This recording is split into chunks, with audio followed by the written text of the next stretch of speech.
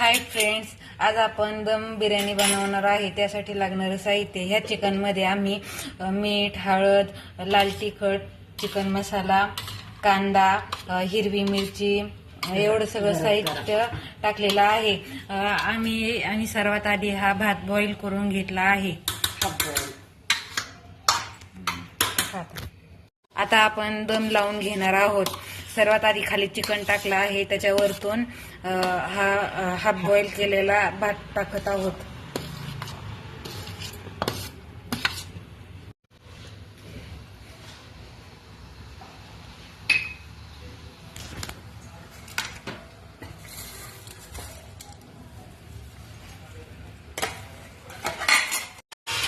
हे आहे आमची हैदराबादी दम बिर्याणी.